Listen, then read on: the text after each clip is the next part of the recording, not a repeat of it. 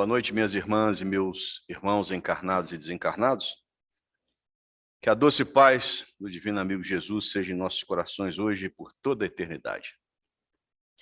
Aqueles que nos ouvem pelas redes sociais, que o nosso abraço possa chegar a cada um de vocês, nesse momento em que, certamente, unidos nessa onda de amor, a espiritualidade há de nos amparar, para que a nossa débil fala possa ser revestida da significação maior do nosso Consolador Jesus. A nossa missão nessa noite é fazer uma reflexão a respeito do 6º capítulo da 3ª obra da codificação da doutrina espírita, que é o Evangelho segundo o Espiritismo.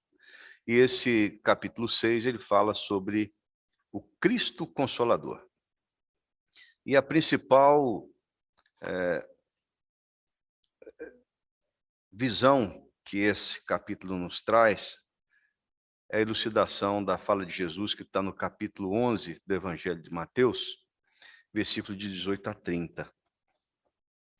Eu vou só relembrar a memória de todos aqui, quando diz o seguinte: Vinde a mim, todos vós que estáis aflitos e sobrecarregados, que eu vos aliviarei. Tomai sobre vós o meu jugo e aprendei comigo, que sou brando e humilde de coração, e achareis repouso para vossas almas, pois suave é o meu jugo e leve é o meu fardo. Mas nós pretendemos fazer uma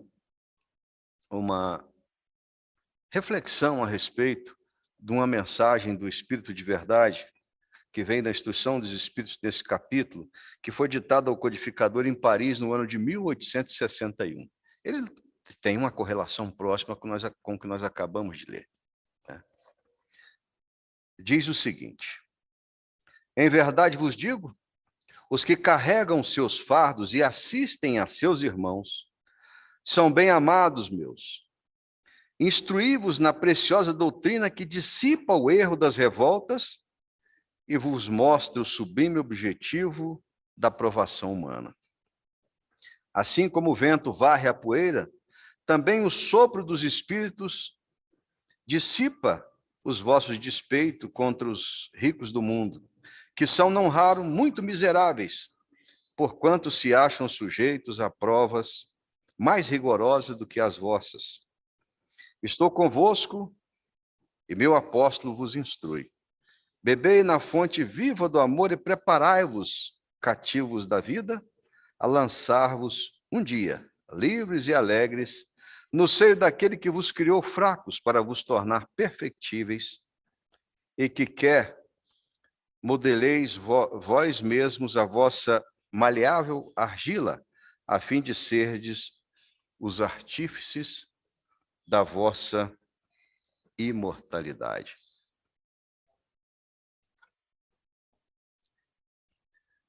Quando no Evangelho de João nós tivemos aquele conhecimento sublime da pregação de Jesus, quando nos concitava que tivéssemos, àquela época ele nos falava já, que tivéssemos a esperança que ele mesmo mandaria no tempo devido, depois de pedir ao nosso Pai que estás nos céus, o Consolador prometido, o Espírito de verdade, que teria o condão, sobretudo, de fazer com que, do mais simples ao mais letrado dos homens, a mensagem do amor fosse entendida, porque ela não falaria só ao intelecto, mas falaria também ao coração. Então, quando no Livro dos Espíritos, a primeira obra da codificação kardeciana, quando o Espírito de Verdade pergunta a Jesus qual é o ser mais perfeito que Deus já teria colocado sobre a nossa amada terra, a resposta é lacônica, curtíssima: vede Jesus. No memorável livro Brasil, Coração do Mundo, Pátria do Evangelho, na psicografia do nosso Francisco Cândido Xavier, quando Humberto de Campos nos traz aquela formação original da Terra, quando ela simplesmente era uma nebulosa. Era ali uma formação quase que etérea, e que ali o Cristo já se candidatava a ser o governador desse orbe, e tendo sido encarregado pela própria divindade, a pedido dele, Jesus, de fazer com que essa humanidade terrena que fosse ali depositada, sob sua tutela, tivesse a possibilidade de serem um dia espíritos puros.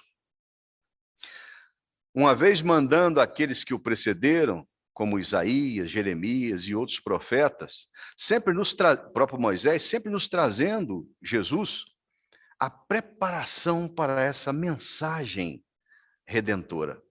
Essa que teria o condão de fazer com que todos nós tivéssemos a capacidade de apreender, ou seja, pegar firme a sua mensagem, colocando-a no nosso coração. Ele vem, então, entre nós, nascendo num berço humilde, fazendo-se homem, se submetendo a todas as vicissitudes daquelas criaturas que habitavam aquela época, mas dando a sublime mensagem amorosa de Deus.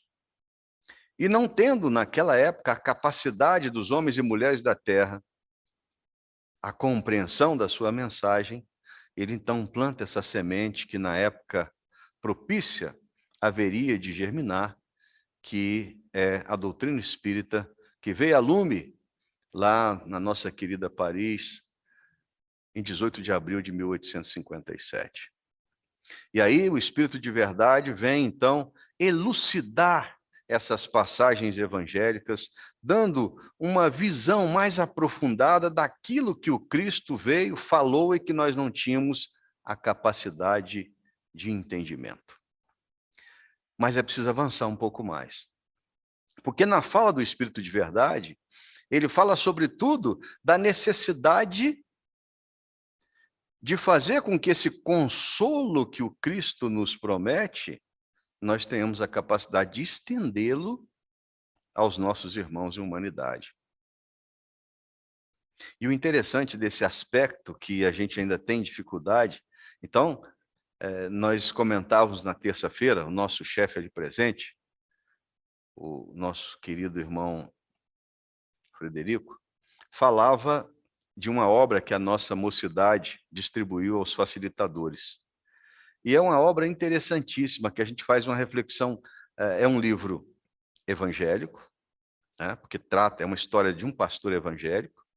O livro foi escrito pelo nosso irmão Charles Sheldon, lá nos Estados Unidos, né? Ele trata da cidade de Raymond, lá no estado do Mississippi, no ano de 1896, onde um fato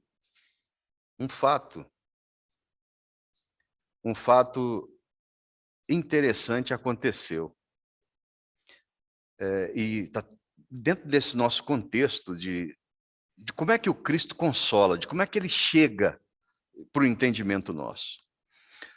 O pastor Henry Maxwell era o pastor da primeira igreja lá de Raymond. Então era aquela igreja dos ricos, onde buscava, assim, nos domingos, era aquele desfile de roupas bonitas, né? E que ali ele fazia um discurso inflamado da letra que a Bíblia trazia. E na quarta-feira ele estava a preparar o seu discurso, no inverno lá da América, quando alguém bate-lhe a porta, insistentemente ele vai, tratava-se de um mendigo, um homem de parcas condições, né, maltrapilho.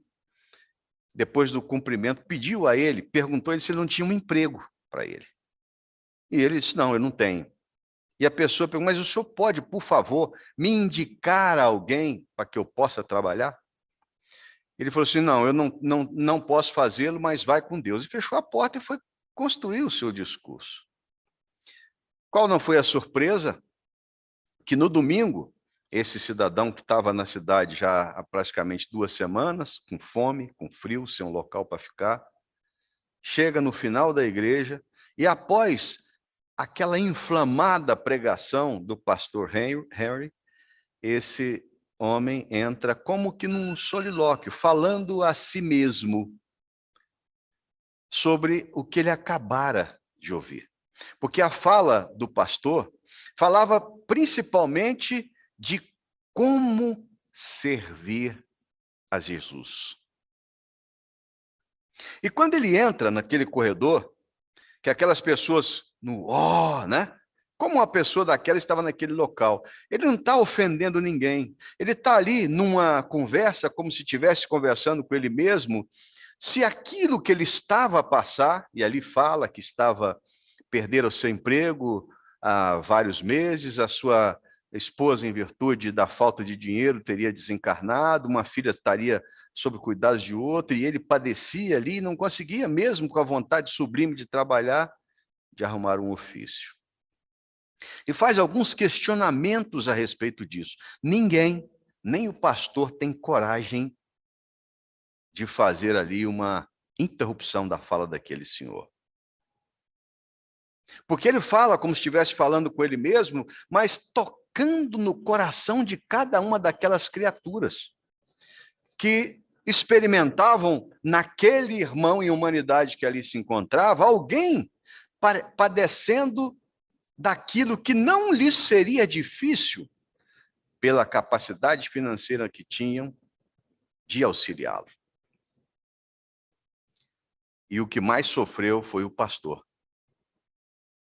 Porque a cada pergunta que aquele jovem lançava a si mesmo, não querendo constranger ninguém, o pastor recebia uma verdadeira alfinetada sobre ele, falando de Jesus, que não tivera a capacidade de fazer o acolhimento daquele ser. E por que que toca? Por que que toca? Essa história é bonita, eu não vou aqui, aqueles que quiserem depois consultar, o meu chefe já falou o preço, que deve ser em torno de 10, 12 reais, chama-se Nos Passos, nos seus passos, o que faria Jesus? É um livro de 188 páginas. Nós vamos depois colocar nessa palestra, por favor, viu, Roberto? Eu coloco esse título lá depois para as pessoas que quiserem consultar. Eu passo para você. Mas a história, ela é recheada, porque a partir do momento que ele termina a sua pregação, a sua fala, aquele senhor, ele só termina porque a fraqueza por não estar se alimentando era tanta que ele tem um acesso de tosse e desmaia.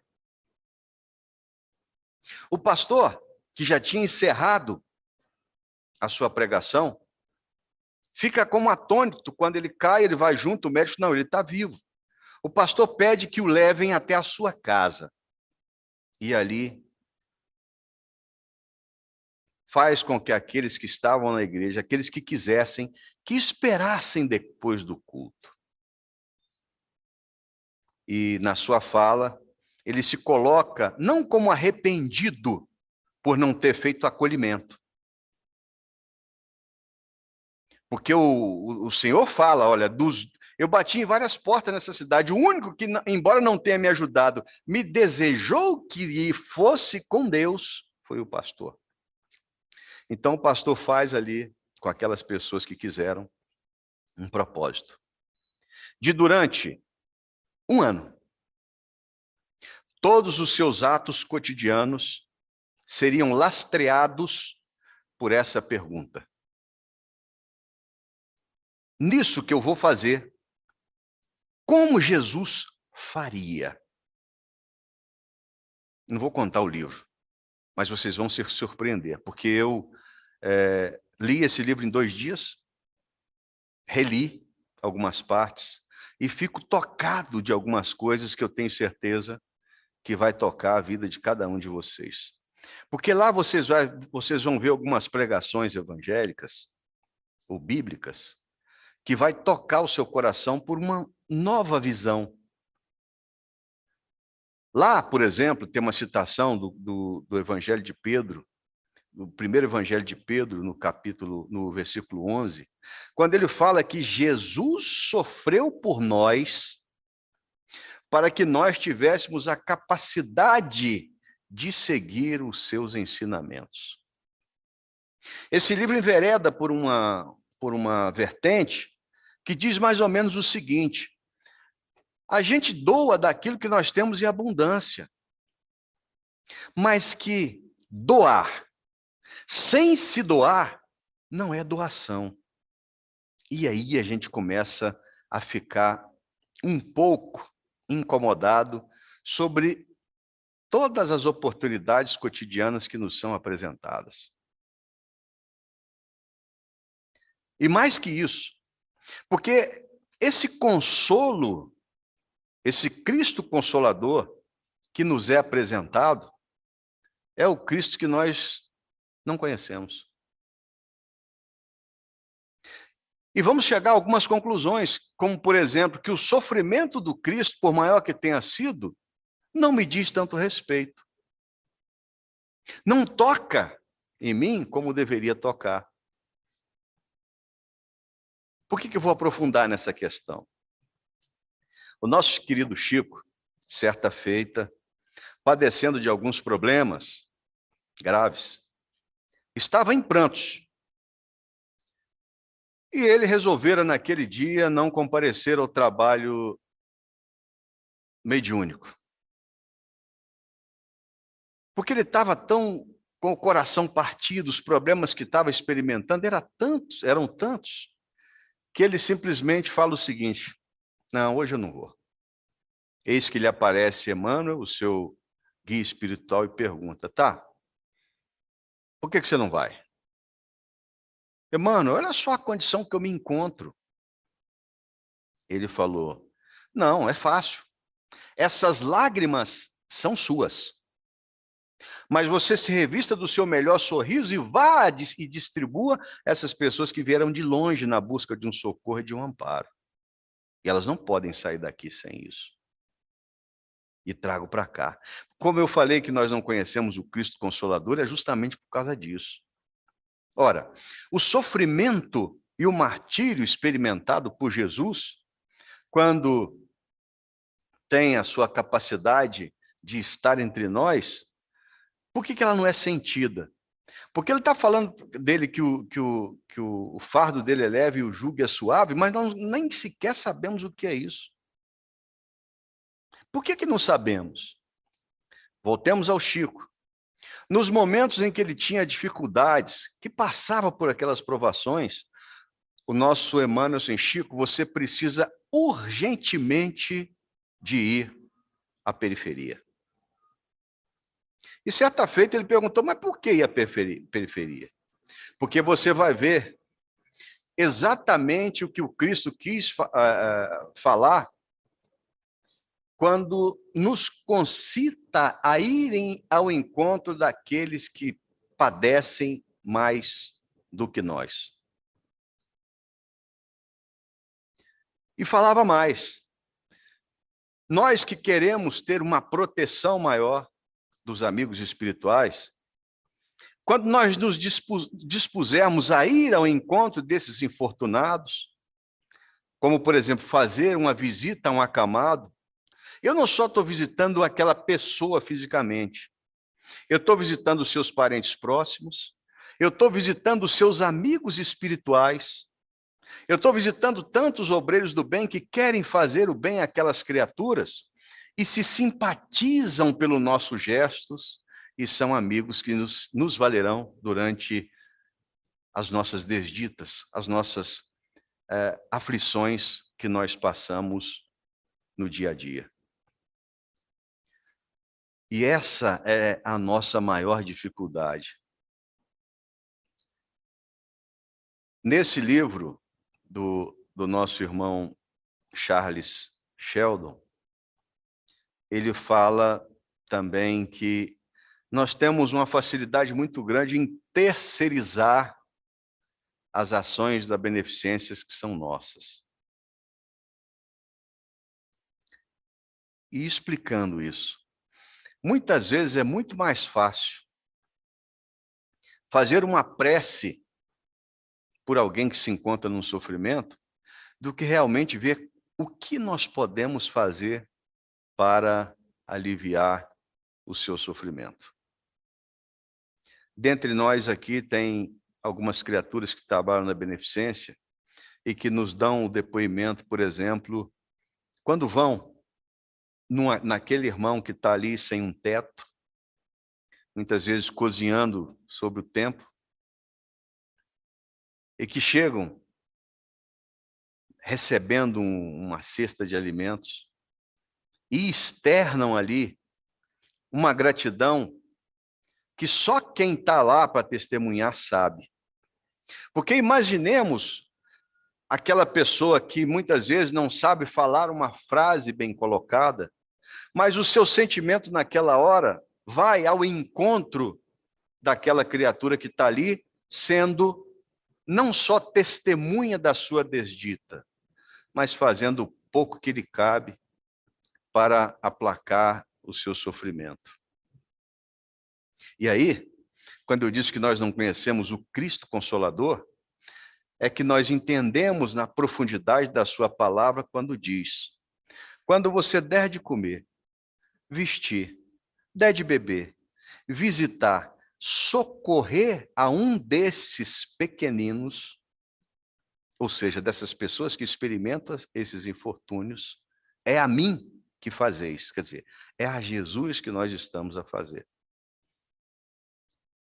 E esse consolo que nós levamos a essas pessoas, tem aqui o nosso jovem casal que leva o evangelho no lar a algumas casas.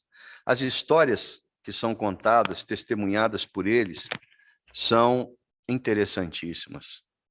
Então, você imagina o que é você levar Jesus a uma casa que o desespero é tanto, o desequilíbrio é tanto, não muitas vezes pela questão material, pela riqueza momentânea da terra, não. É a impossibilidade de se contextualizar enquanto ser humano, em entender a proposta de Jesus para nós. Nós estamos hoje na construção da nossa própria felicidade. E é isso que o Espírito de verdade falou: olha, o contexto que eu estou entendendo, que eu estou te trazendo, é que para que você entenda o seu ontem, e hoje você consiga construir o seu amanhã ditoso. Então essa é a dificuldade, porque muitas pessoas não têm ainda a visão de que nós estamos nessa terra como passageiros temporários. Nós somos seres eternos que vivemos uma experiência humana. E vamos lembrar Chico de novo. Certa feita, Emmanuel falou para ele: olha, muitas vezes você não entende, ou as pessoas não conseguem entender, que todas as vezes que você está a semear o bem, muitas vezes você não colherá esse bem no plano espiritual. Você colherá aqui mesmo. E quantas oportunidades não são assim? Às vezes nós não entendemos porque aquele dia de maior apreensão, quando chega aquele desespero, literalmente, sobre uma questão que, a nosso ver, parece assim, sem solução. Muitas vezes, nessas oportunidades, aparece uma pessoa em condições muito piores do que a nossa e não se desesperam. Existe uma história muito interessante lá da nossa querida Uberaba, de uma rica família de pecuaristas, uma jovem, nos seus 20 anos de idade, aquela que o que ela pensava era materializado pela questão financeira dos seus pais. E certa feita, ela começou a experimentar uma depressão, porque uma pessoa que trabalhava na casa há vários anos teria lhe furtado um relógio de ouro. E de família católica, ela foi lá um dia numa casa espírita, porque tentaram de tudo e a depressão só ia levando a menina a definhar. E ela foi lá numa dessas casas modestas, que tem mais de 132 casas espíritas em Uberaba, e quem a atendeu foi um senhor já de muita idade. Como a iluminação era muito precária, né? Essa pessoa sentada estava, concitou a sentar e começa a conversar com ela. E ela se debulha em lágrimas, dizendo que a vida dela estava sendo de uma infelicidade sem monta.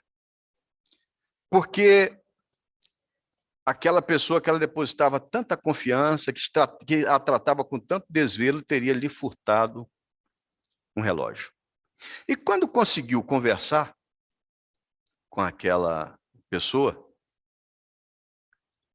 ela foi sendo envolvida por uma energia diferente que ela não conhecia.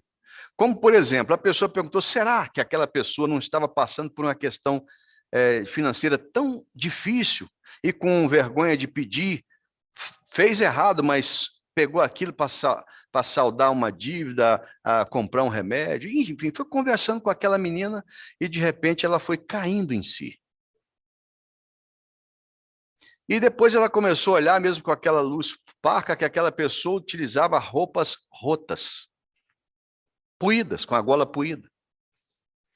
E depois de um tempo de conversa, ela foi sendo tocada por aquela amorosidade daquela criatura, que falava de uma forma tão doce. E no final, após aquele diálogo, aquela menina já estava mais feliz, já vendo que ela estava equivocada, até porque numa das horas que aquele senhor perguntou: mas você não tem condições de usar outro relógio? Eu falei: não, eu tenho muitos, mas eu gostava daquele. E terminado o diálogo, quando ela se levanta: posso lhe dar um abraço? Ele se levanta, ela observa que ele não tinha uma das mãos, ou seja, nem um relógio ele poderia usar, mas estava ali consolando.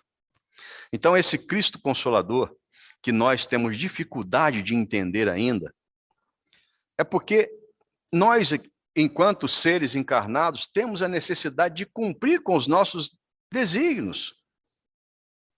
Nós somos seres devedores, que seremos tão mais felizes quando nós tivermos a capacidade de entender que esse que caminha comigo na condição, muitas vezes, de um desafeto, é uma pessoa que tem aspirações, e muitas vezes a situação que atravessa é muito pior que a minha.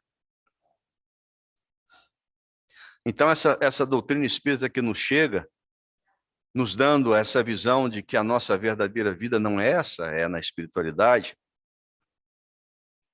e que tudo que eu estou a passar, por mais difícil que seja, é uma questão transitória, que isso vai passar. E nós seremos tão mais fortes quando, no dia a dia, na nossa prece inicial, nos colocarmos na figura, não de trabalhadores de Jesus apenas, mas de pessoas que entendem que fica muito mais fácil você ser o enfermeiro imperfeito do que um bem cuidado paciente. E essa talvez seja a reflexão maior a respeito do que seja o Cristo Consolador. É essa pessoa que colocou sobre os seus ombros o pesado fardo da humanidade. Fez-se entre nós não como um professor, mas como um irmão, que tem pelos seus tutelados um amor incomensurável e que espera que nós, a nosso tempo, tenhamos a capacidade de entender que esse amor que ele tem por nós nada é mais do que o fruto do que o nosso Pai Celestial tem por toda a humanidade. E aí, o quião que nos toca é que nós podemos sim, em consolando aqueles que se encontram em piores condições do que nós, nos fazermos na vida dessas pessoas a figura do Cristo Consolador. E nós gostaríamos de terminar a nossa fala fazendo a leitura de um livro chamado Livro da Esperança, que o nosso irmão Emmanuel ditou ao Francisco Cândido Xavier no ano de 1964. Essa obra intitula-se Livro da Esperança, porque cada uma dessas passagens, ele tem assim uma passagem do Evangelho e tem o similar do Evangelho segundo o Espiritismo. Então, essa aqui, na hora da assistência, é o que está no Evangelho de Lucas, capítulo 14, versículo 13, que diz o seguinte: mas quando fizeres convite, chama os pobres, aleijados, coxos e cegos. A palavra de Jesus. E no Evangelho, no capítulo 9, está escrito, perdão, capítulo 13, versículo 9, está escrito o seguinte: auxiliai os infelizes o melhor que puderes. E assim é a elucidação de Emmanuel.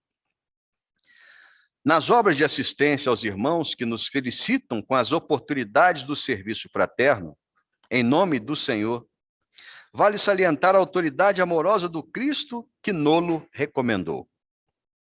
Ao recebê-los à porta, intentemos ofertar-lhes algumas frases de conforto e bom ânimo, sem ferir-lhe o coração, ainda mesmo quando não lhes possamos ser úteis. Visitando-lhes o lar, diligenciemos respirar-lhes o ambiente doméstico afetuosamente, reconhecendo-nos na intimidade da própria família, que nos merece respeito natural e cooperação espontânea, sem traços de censura.